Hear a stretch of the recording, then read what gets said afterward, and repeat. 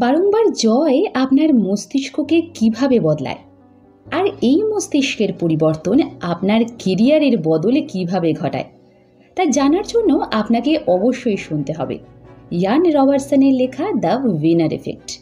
নমস্কার, আমি আবিরা। আজ আলোচনা করব এই গ্রন্থের চতুর্থ অধ্যায় নিয়ে। তাহলে চলুন শুরু করা যাক। Chapter number 4, the mystery of the অস্কার্স।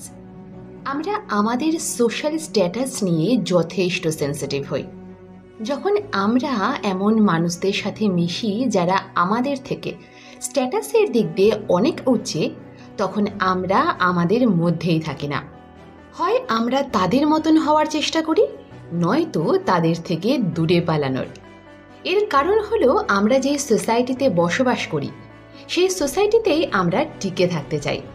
সেই সোসাইটি থেকে বেরিয়ে যাবার থটসও আমাদের মনে ভীতির সৃষ্টি করে। সাইকোলজিস্টরা বলেন, অস্কার এবং নোবেল পাওয়া মানুষেরা বাকি মানুষের তুলনায় বেশি দিন বাঁচে।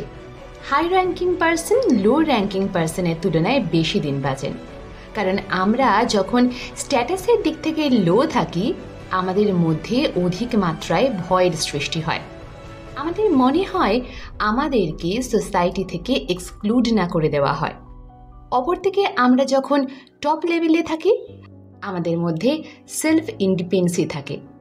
আমাদের এই ভয়ে তাড়া করে নিয়ে বেড়ায় না যে আমাদের সোসাইটি থেকে বাইরে বের করে দেওয়া হবে।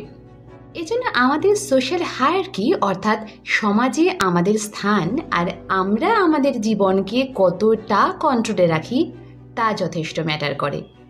যে সকল মানুষের নিজের লাইফের প্রতি কন্ট্রোল আছে তারা কম স্ট্রেস অনুভব করেন আর তারা দীর্ঘ জীবনযাপন করেন।